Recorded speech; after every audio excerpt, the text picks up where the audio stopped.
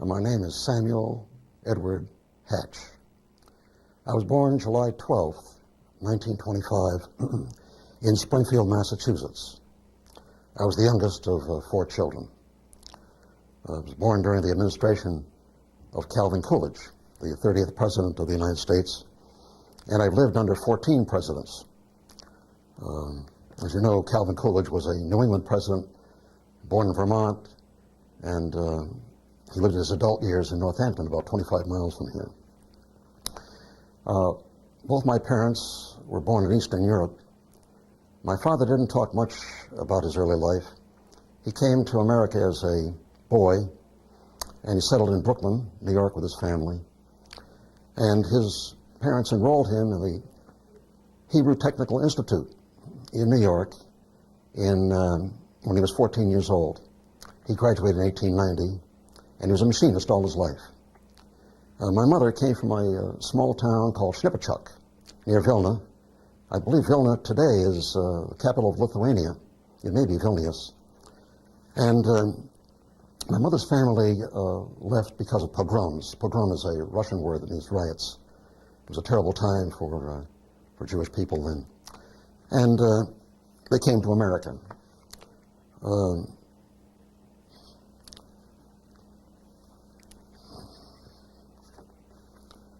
In 1928, Calvin Coolidge read a one-line statement that said, "I do not choose to run." They called him Silent Cal. And Herbert Hoover ran against Al Smith, and Herbert Hoover won that election. And when Herbert Hoover ran his campaign, he promised in the campaign a chicken in every pot and a car in every garage. Well, it didn't work out that way because of the Depression. In 1929, the stock market crashed, and there was a Great Depression right into the 1930s. We lived in the north end of Springfield. It was a lower middle class district. My first school was Lincoln School, which is still there. It's across from the Bay State Medical Center. And I remember an inscription on the wall that said something like, it was one of Abraham Lincoln's sayings, you can fool some of the people all of the time, and all of the people some of the time, but you can't fool all of the people all of the time. I remember that. We didn't have a car. My father did not own a car. And the main method of transportation then were trolley cars. They ran on tracks, trolley tracks. And my older siblings went to school on trolley car. I used to walk to Lincoln School. A happy time was on Sunday when our family would take the trolley up to Forest Park, a large park in Springfield, and we'd spend the Sunday there. They had a band concert and had picnics, and I would wade in the pool. For the first 15 years of my life, we had an icebox. We never had a refrigerator, and the icebox was out in the hall, and they were still using horses to pull wagons then. Horse would pull the ice wagon, pulled a milk truck, even pulled a trash wagon. And when the iceman would come, he would look up in the window, and the lady of the house would put a card in the window with the number of pounds of ice she wanted. If it were 40 pounds, the iceman would take a small hatchet and a pick, and with a big block of ice, he would chop out 40 pounds of ice. And he had a rubber cape he'd put on his shoulder, and he would lug that ice up sometimes 2-3 flights of stairs to the icebox. Later on, it was my job to empty a little pan under the icebox to get rid of the water. The Depression really began with the stock market crash, and banks failed. It was a very, very bad time. Depositors lost their money, and there was no insurance. Deposits were not insured then as they are now. It was also a terrible time for people who owned property. If they had a mortgage, if they owned a house or property, business, they're paying a mortgage, the banks would foreclose because they couldn't make the payments. So it was a really, really sad time. Of course, everything was cheaper back then. I can mention one thing I remember. We used to take an excursion by train. That was the New York, New Haven, and Hartford Railroad, as I recall. And on Sunday, they ran an excursion that cost $2 round trip for an adult. So for my mother and father and I, a total of $5, we would go to New York and back and visit his family in Brooklyn. The Springfield newspapers were alive and well then, the Morning Union and the Daily News. And I remember that whenever anything important happened at night after the edition of the afternoon paper, such as a prize fight, and by the way, Joe Louis was the champion then. He lost once to Max Schmeling, but in the return bout, he defeated Max Schmeling. But it was all play-by-play. It was all by radio. There was no TV then. It was strictly radio. And after the fight, perhaps a half hour later, we would hear newsboys outside yelling, "Extra, extra, read all about it." And they'd be, the paper would tell all about the outcome of the fight. Some of our favorite radio shows back then, I remember when I was very small, there was Jack Armstrong, the All-American Boy, and the Singing Lady. And also Amos and Andy were very popular, and Eddie Cantor. Lowell Thomas was the Dan Rather of the day. He was a newsman. And there was a Major Bowes amateur hour. And radio was actually a piece of furniture that people put in their living rooms, and everyone would gather around the radio to hear what was on, entertainment and music and news. During the Depression, my father lost his job, and he was a skilled man. They let the unskilled go first, and then he lost his job, and then he didn't have a car, rather. So he got together with some people who had a car, and they made a deal. Everyone would pitch in for gasoline. They would go out of town, try to find work. That's how difficult it was to find work in the Springfield area, because none of the factories were hiring. And on the third or fourth visit out of town in one of the men's cars, my father found work in Gardner, Massachusetts. Gardner is a city north of Worcester. It's called the Chair City. They make chairs there. And he was away for 3 years, working there and sending money home. So it was a very, very difficult time. In 1932, a man named Franklin Delano Roosevelt, a distant cousin of Teddy Roosevelt, ran against Herbert Hoover, and he promised a new deal. He promised America that he would do everything he could to get them out of the Depression. We know now, and we didn't know this back then, that he was a disabled man. He had contracted polio back in the 1920s. He had steel braces on his legs. And the press very seldom showed him, or almost never showed him, walking with crutches, for instance, or being helped into a chair or in a wheelchair. They were very kind to FDR.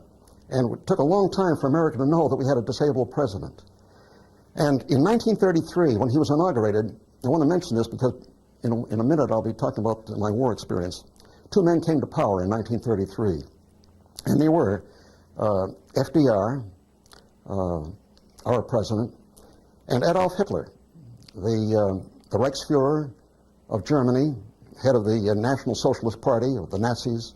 These two men came to power in the same year, I think in the same month, in January.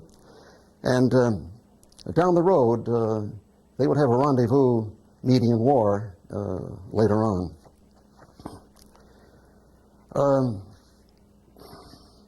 When FDR, that's what we called him, Franklin Delano Roosevelt, came into office, he started something called the National Recovery Act to try to help America get out of the Depression.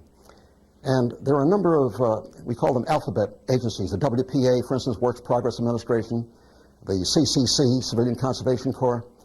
And what these did, the WPA put men to work, and they built buildings, they built public works projects, boys clubs, community centers. And the Civilian Conservation Corps, the CCC, boys would come out of high school, they had no money, the family had no money, and they would join. And this way, sometimes some of these boys were getting, for the first time in their lives, were getting the 3 meals a day, 3 good meals a day. And they helped to clear out brush from national forests, national parks. So these were the times when Roosevelt did everything he could to get people to work. He was a great orator, FDR, and every so often we would hear him on the radio on what he called fireside chats. And in his, I believe it was his inaugural address, he was famous for one-liners. And he said something like, "The only thing we have to fear is fear itself." So he really bolstered the spirit of the American people. When I was about 8 years old, 1933, I remember we always used to walk to Memorial Square to see the parades. And I don't recall which holiday this was, but an open convertible went by and two old men were sitting in the back seat. And there was a sign on the side, and being 8, I probably couldn't read very well, but I overheard people yelling, "Civil War veterans." And you know, I went to Lincoln School, so I had an idea that Lincoln freed the slaves, there was a Civil War. Everyone clapped. So it was an amazing thing. I thought about this over the years, that I've actually seen 2 Civil War veterans. I thought that was a great thing. In 1935, when I was about 10 years old, we moved from a lower middle class area that had a lot of pollution, by the way. There were a lot of factories down there, and the smoke belched out of their smokestacks. There were no environmental controls back then. We moved to the Forest Park area, a very nice area, only about 2 blocks from Forest Park itself. So this was just a great thing. And because of the Depression, you know, a lot of families gave the younger children hand-me-downs. So I inherited my older brother, who's 7 years older than me, his bicycle. I had it fixed up, and we couldn't afford a summer camp, but Forest Park became my summer camp, and I would ride over there. Sometimes my mother would pack a little lunch for me, and I would go over and just explore the park, sometimes with a friend, but those were very nice times. I went to my second school was Sumner Avenue School, which is still in Springfield. And being in Forest Park, it had a lot of children from the upper class, where the fathers were bank presidents and owners of factories. And there was, I remember in 1936, Franklin Delano Roosevelt ran against a man from Kansas named Alfred Landon. And Kansas is the sunflower state. And these wealthy kids all came to school one day with little sunflower buttons on them with a picture of Alfred Landon. And you know, I came from a Union family. My father was a strong Union man and voted only Democratic. So that was quite an eye-opener to be among children who were from the upper class. My next school was Forest Park Junior High School, now called Forest Park Middle School. And that's where I fell in love with the French teacher. She was very nice, and she would have us play games. And we would all be assigned numbers in French. I don't do it very well. 1, 2, 3, 4, 5. And we would stand up and say, "Le Prince de Paris a perdu son chapeau. Il en accuse le numéro 10, or le numéro 1. We would play games in class. I remember that. And then it was on to Classical High School. At Classical High School, we had a fine principal named Dr. William C. Hill. To my knowledge, and I've discussed this with other members of our graduating class, he was the only public school principal in New England who was invited to be a member of the New England Headmasters Association. And he had a favorite saying. He quoted from a philosopher named Immanuel Kant, and I think that every classical graduate knows this saying. It goes something like this: "No one has a right to do that which, if everyone did it, would destroy society." He would end every assembly that way. So we always remember him for that. In 1939, World War II began, September 1939. Germany invaded Austria, Czechoslovakia, and Poland. They had no opposition. And then in 1940, the German tanks rolled over the Maginot Line. France had what at that time was thought to be an impregnable line, rolled right over it. Germany took over Denmark, the Netherlands, Norway, and Sweden. In America at that time, there were a lot of isolationists, and they wanted America to be neutral. And I remember going to the Springfield Auditorium then, which is now called Symphony Hall, by the way, to the auditorium, and there was a big meeting of the America First Committee. These were isolationists, and they even had a song. And the song went, "America first, America first, America first, last and always." Figuratively speaking, they wanted to build a wall around America. They really did. They didn't want us to be involved at all in foreign affairs.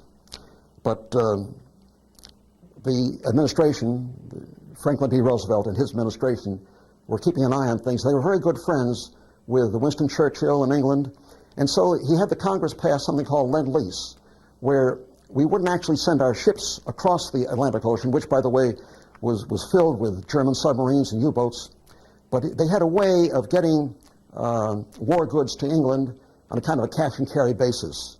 But this was the way that we tried to help Sir Winston Churchill and England, which at the time was enduring the Battle of Britain, bombings almost nightly. In 1940, I remember this at Classical, Franklin D. Roosevelt, by the way, Franklin Delano Roosevelt was the only American president to be elected and re-elected 4 times, 4 different times.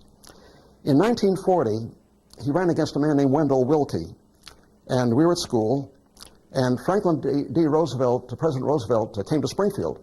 So our principal allowed everybody to go outside the school on State Street in Springfield, and we saw the motorcade go up State Street, and we saw Franklin D. Roosevelt seated in an open convertible with a, he always smoked a cigarette with a cigarette holder, very jaunty and, you know, waving, and that was a great thrill. Another great thing I remember seeing, I don't know the year, but it was in the 1930s, there was a dirigible called the Hindenburg from Germany.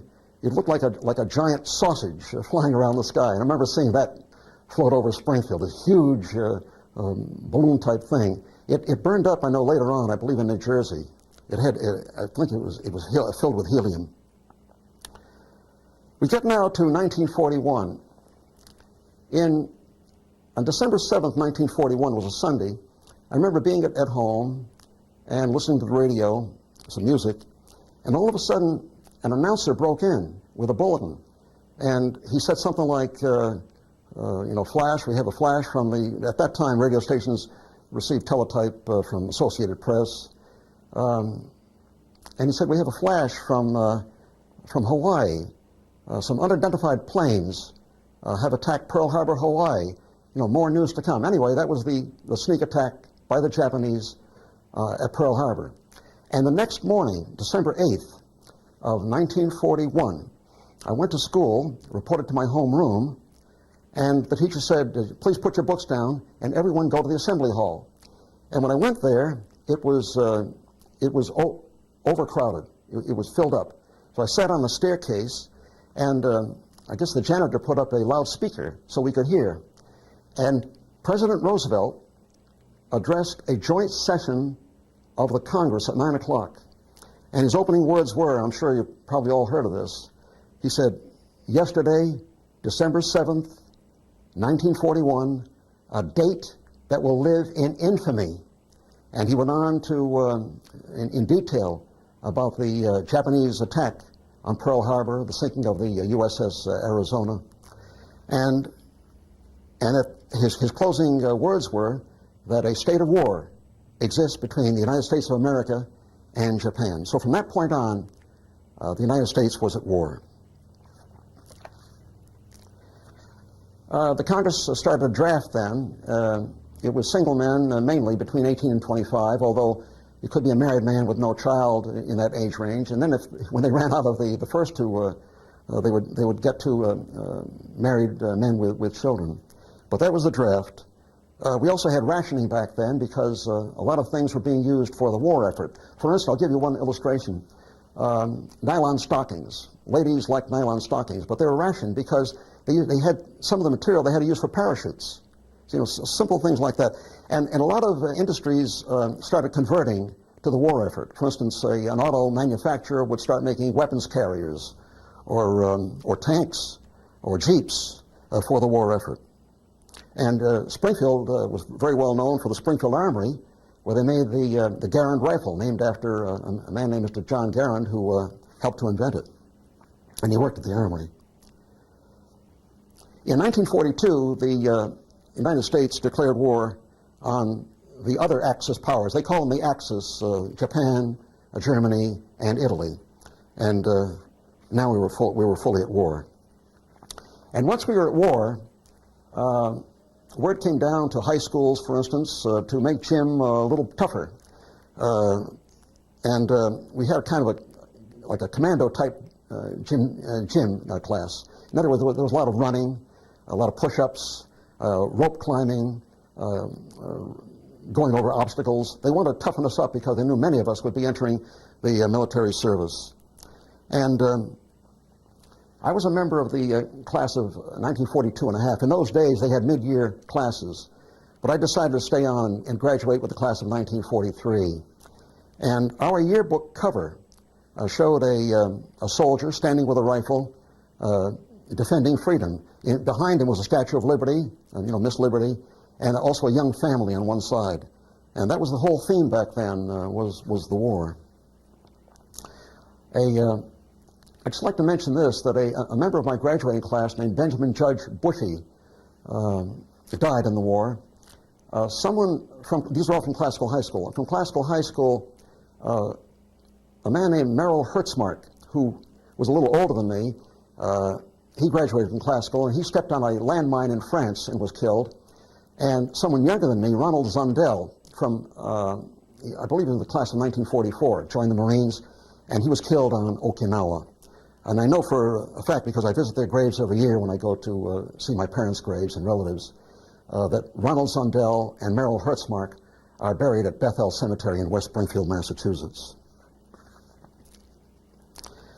I graduated Classical in June of 1943, and the next month I was 18, signed up for the draft, and I was sworn in, and left on November 3, 1943, for Fort Devens. Fort Devens was an intake center for recruits from all over New England, and we were there for a very short time. We were told when we left Union Station to board the train that we were told before that, we were told ahead of that, excuse me, that we should just bring very little clothing with us, because anything we brought with us would be sent home. So at Fort Devens, they issued us our military uniforms and our Army boots, and our civilian clothes were sent back to our homes. We then left on a train for Alabama. Camp Seibert, Alabama, was a chemical warfare base, and I was assigned to the 130th Chemical Company. In basic training, we were taught the basics of gas warfare. Let me mention something here. In World War I, Germany did use gas, mustard gas, Lewisite gas, against the Allied forces. By that I mean the United States forces, the British, and the French. And many of our American soldiers came home, and they were gassed over in France, and they had severe lung damage, all kinds of complications. And this was a heavy, wet gas, remember, mustard gas. It went through their clothing, and they ended up with lacerations on their skin, lesions on their skin. So we didn't know what would happen. And by the way, in the Geneva Convention, sometime in the 1920s, outlawed gas warfare, all right? Another thing they set out in the Geneva Convention rules was that if a soldier was a prisoner of war, all the soldier had to give out to the enemy was his name, rank, and serial number. That's all. But getting back to gas warfare, we didn't know. The War Department, and by the way, it was called the War Department before Department of Defense. The War Department wasn't sure if the enemy would use gas in World War II. So, frankly, in the training I had at Camp Seibert, we were taught in our training to deal with the possibility of gas warfare by the enemy. I will tell you right now that the Axis powers did not, to my knowledge, did not use gas in World War II against American forces. Of course, the usual basic training, a lot of calisthenics, obstacle courses, and marches. I've got to tell you this. Our platoon marched every day, and we had a great platoon leader who was later killed. His name was Sergeant Cook from Maine. And he would lead us by going, hop, 2, 3, 4, so that to raise our morale and also to instill cohesiveness in the unit. He taught us to say certain things to really sing out. For instance, we would say something like, the The waxen waves will win the war. What the heck are we fighting for? Hop, 2, 3, 4, stuff like that when you're marching. Another one was, in the spring, she wore a yellow ribbon. She wore it for her lover who was far, far away. Hooray! Hop, 2, 3, 4. So that's how it was back then. I've lost some of my notes here. I'm sorry. I got too rambunctious, excuse me.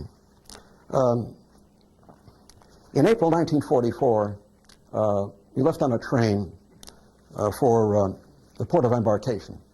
And the port of embarkation was Camp Kilmer, New Jersey. And I'd like to mention something about that. Camp Kilmer was named after a poet, an editor, a young man, named, his full name was Alfred Joyce Kilmer. And when I read this, I think you'll know pretty much who Joyce Kilmer was and something about him. This is a poem that he wrote called Trees. I think that I shall never see a poem lovely as a tree whose hungry mouth is pressed against the earth's sweet flowing breast, a tree that looks at God all day and lifts her leafy arms to pray, a tree that may in summer wear a nest of robins in her hair, upon whose bosom snow has lain, who intimately lives with rain. Poems are made by fools like me, but only God can make a tree. Joyce Kilmer was killed in action in France in 1918. We stayed at the port of embarkation. They gave us shots. By shots, I mean medical shots, tetanus and such. Made sure everything was up to date on that. And went through our personnel papers. And we were allowed to go into New York on pass. And I went to the Stage Door Canteen. And that was a great place. They had music there. They always had volunteers, young ladies who danced with the GIs. And they had donuts and soft drinks. And when I was there, an artist named Irwin Wheel drew my picture. And that was on April 20th, I believe, 1944. And after that, it was off to the port of embarkation where we took off again.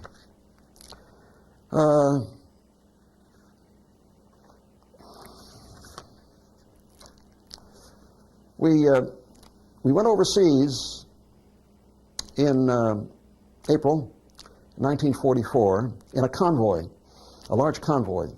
And on either side of our convoy, we were guarded by destroyer escorts because the Atlantic was a very dangerous place. We landed in Greenock, Scotland. And remember, as we came down the gangplank, the Scottish ladies there of the Scottish Red Cross were very nice. They handed out little bags to us with personal items like razor blades and toothbrushes. Very, very kind. And we immediately boarded the LM&S Railroad, London Midland Scotland Railroad, and we took the train all the way down to London. We arrived at London in the middle of the night, boarded trucks, and we were taken to a place, it was Sloane Court, it was off of Sloane Street, where they had empty rental units there. A lot of people in London during the war, renters left their units because of the bombing. And so these were empty rental units taken over by the government, and this is where we made our home for at least the next month. We were now in London, which was quite a change from Alabama. We had to shine our buttons, and we had to look presentable when we went out in public on pass. We took our meals at Knightsbridge, which is near Hyde Park. We'd march up there every day. And every day we would go out on a different detail, doing some work, really biding our time, waiting to go to France. And I remember we were in the borough of Chelsea, and there's I guess at the time you call it a veterans home called the Chelsea Royal Pensioners. Now, these were aged veterans of the Boer War. That was a war fought in South Africa around 1900. And they're very nice. They would walk over, and they loved American cigarettes. I didn't smoke, but my buddies would give them cigarettes, and it was very nice to talk to them. I will also tell you that SHAEF headquarters were in London at the time. SHAEF stood for Supreme Headquarters Allied Expeditionary Forces. And of course, the Allied commander of that was General Dwight Eisenhower, who later became President of the United States. And Glenn Miller, who was a band leader in the 1930s and 40s, he was in an apartment not too far from us. And later on, we read that Glenn Miller died in an airplane crash crossing the English Channel. On June 6th of 1944, the Allied forces invaded Normandy. And that was the first thrust that America was going to make against the German army in Europe, because before that, I should say in France and Germany, because we'd been in Europe before in Italy. I misspoke there. But this thrust was going east to try to push the Germans back, and of course the Russians would be coming from the other direction. We were heading east, and they were coming from the east, the Russians. 7 days after D-Day, Germany saw that they were losing the war because of these two countries, Russia on one side and America, Britain, Canada, and the Free French on the other side. And they started launching, they called them V weapons, revenge weapons. These were bombs that flew through the air. Let me read you something here about the vengeance weapons. Hitler's scientists and engineers had made astonishing progress in weapons development. In underground shops in a place called Peenemünde, a number of rockets and jet-propelled flying bombs were on the drawing boards or in advanced stages of construction. By the spring of 1944, that's the time we're talking about, spring of 1944, two were operational. There were the V-1, which was a flying bomb or buzz bomb, and the V-2, which just went whoosh. It was a rocket went up way up high in the air and came down with no advance warning. The Fuhrer decided to use these new weapons against England's civilian population, rather than against Allied forces, troops, or against strategic sites like railroad crossings or munitions dumps. And on the night of June 13th and 14th, 1944, that would be about 7 days after D-Day, the first V-1, or buzz bomb, came down on London. And during that summer, 2,000 V-1s, launched from Belgium and northern France, killed some 6,000 Londoners and wounded about 40,000 others. I'm mentioning that for a reason. We started hearing the noise of the buzz bombs in London, and we started seeking shelter in air raid shelters, and they were indiscriminate. They just, I mean, whenever the fuel would cut off, this flying bomb, the V-1, would continue. The momentum would just continue it, and it would simply fall and wreak havoc. I'd like to read to you a letter that I wrote to the Lynn newspaper, Lynn, Massachusetts, about a buddy of mine who was killed in our buzz bomb explosion, V-1 explosion, on July 3rd, 1944. I sent this letter 50 years after that date, in 1994, and it starts with the editor of the Lynn paper, his words. Let me read his words to you. 50 years ago this Sunday, a Lynn family was shattered when it learned its 19-year-old son, Theodore Boris, was killed in London by a German bomb.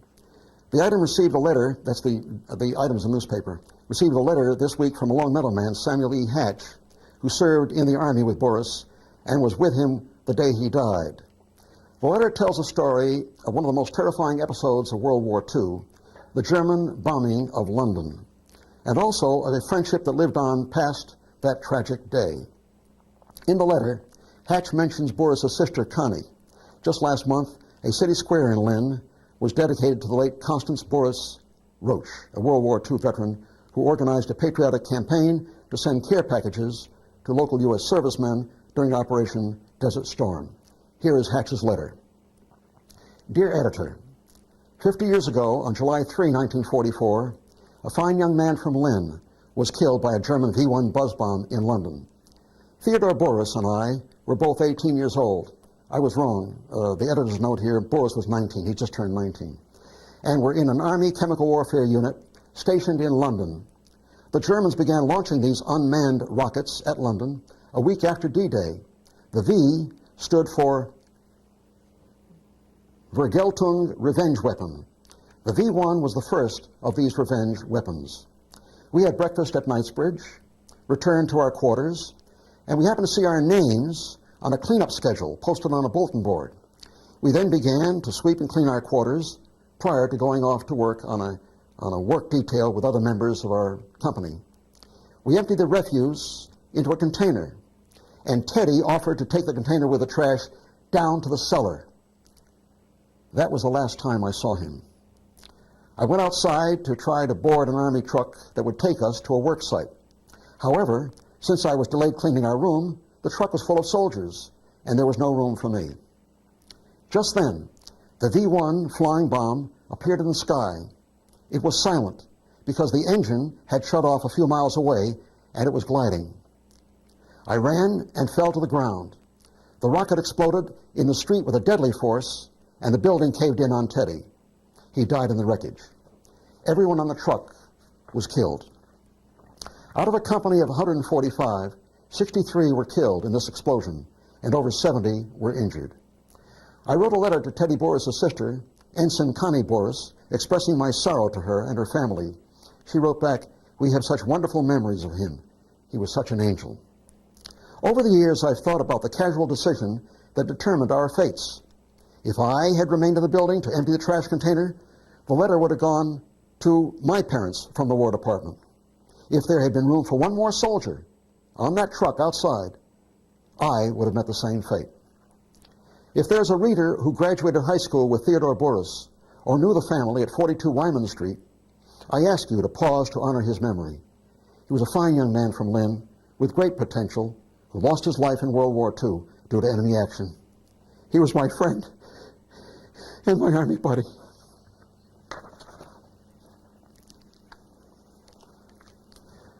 The 130th Chemical Company was decimated. I was hurt, taken to a medical clinic. I spent the next week in an air raid shelter, sleeping in an air raid shelter. Since we lost so many men, our company was sent to the Midlands to regroup. We had to get new replacements from what they called a replacement depot, which the soldiers comically called a rebel depot. And these soldiers who came in, they were good men, but they didn't understand our mission. They didn't know what we were doing. As a result, we were delayed in going to France. But in March of 1945, we were trucked down to Southampton, England, and took a boat over to Le Havre. By that time, Normandy was very quiet. It was late. We could see pillboxes that had been shattered by the guns and of the Americans and the Canadians and the British. And we boarded a freight train. I remember it said 40 hommes, 8 chevaux. That's it would hold 40 men or 8 horses. They call it 40 and 8. And we rode all across France. We stopped in Paris, just in the rail yards. We didn't go into Paris. And we went through such places as Rouen and Toul, Bar-le-Duc, Chalon-sur-Marne. Ended up in Nancy. Nancy is in Alsace-Lorraine, and Metz is there too. And that's where we guarded German prisoners of war. And each day, I was a corporal of guard then, I would take these prisoners to Pont-à-Mousson, a little place near the Moselle River. And they would work there. And I remember on a little later, I don't recall the date exactly, I believe it was in early May, that we attained victory in Europe, VE Day. And in riding back in the truck, the French got word that the war was over. They were throwing rocks at the truck, and I had to hide myself. And they were yelling out, "Bosch, Bosch," a name for the Germans. But I want to mention something else here. Franklin Delano Roosevelt, our president, never lived to see VE Day because he died, I believe it was April 12th of 1945. And a man who worked so hard to help America get rid of this evil man in Germany, Adolf Hitler, never lived to see the end of VE Day. From Nancy, France, we were shipped down to Marseille because at that time they had a point system to go home. And if you were married, you got 2 points. But I was single, I got 1 point. Plus, it depended upon other factors as well. But I didn't have enough points to come home. And we boarded a boat in Marseille, and we headed across the Atlantic Ocean through the Panama Canal. And I remember they stopped the boat in the middle of the canal, and we were taken to Fort Amador. And for the first time in months and months, we slept under clean sheets, because all that time, there are no clean sheets in the Army in Europe or France.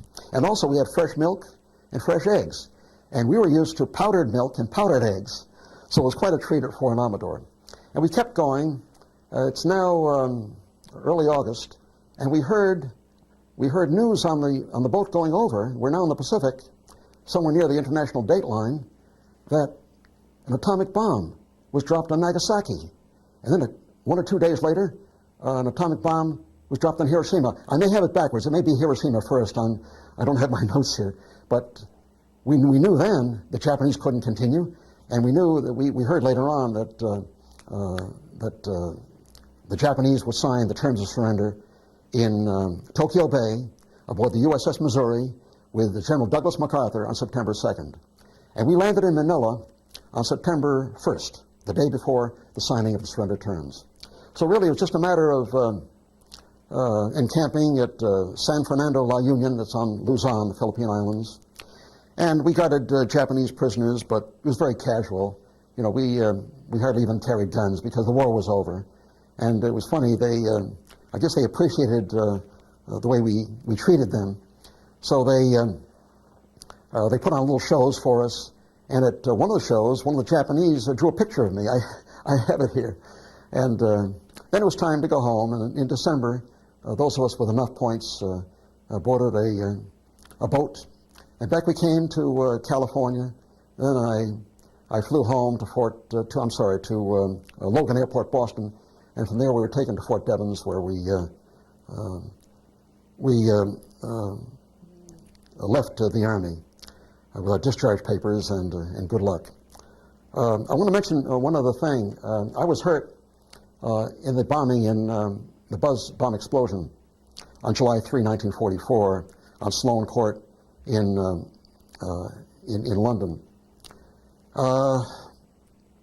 And I received a Purple Heart for that, but I didn't know it until we got to the Philippines. And I have a picture.